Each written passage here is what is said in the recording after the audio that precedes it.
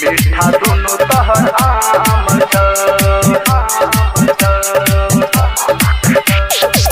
तोरा दुकान में है गे छौरी मीठा दोनों तहर आम सुन गे छौरी बाजार बहली सुन गे छौरी बाजार बहली सुन गे छौरी बाजार बहली तोरा दुकान में लेबो खाली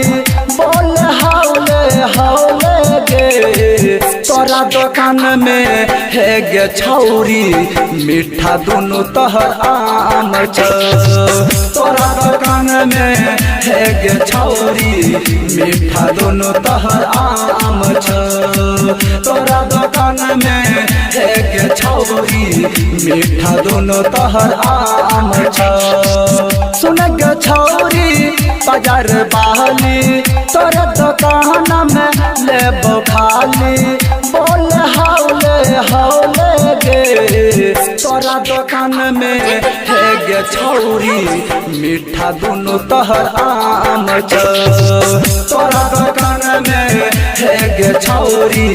मीठा दोनों तहर आम तोरा दुकान में है गे छौरी मीठा दोनों तहर आम मीठा दोनों तहर आम मीठा दोनों तहर आम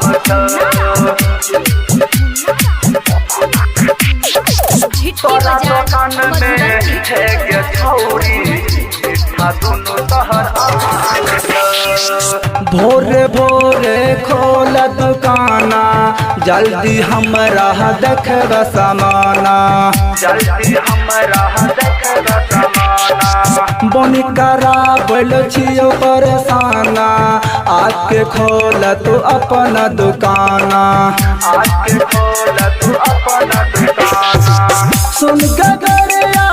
बाजार वाली तोर दुकान में लेबो खाली बोल हौले हौले गे तोरा दुकान में है गे छौरी मीठा दोनों तहर आम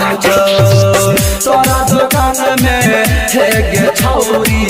मीठा दोनों तहर आम तोरा दुकान में है गे छौरी मीठा दोनों तहर आम मीठा दोनों तहर आम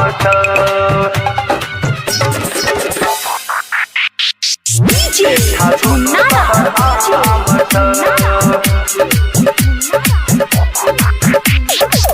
तोरा दुकान में है गे छौरी मीठा दोनों तहर आम छटकी छटका बरकी बरका नैल बो छौरी तर तरका खाई में आबै छी जब माजा जब तक माल रहै छी ताजा जब तक माल रहै छी ताजा सुन के छौरी टिकला बाली तोर दुकान में लेबो खाली बोल हौले हौले गे तोरा दुकान में है गे छौरी मीठा दोनों तहर आम तोरा दुकान में है गे छौरी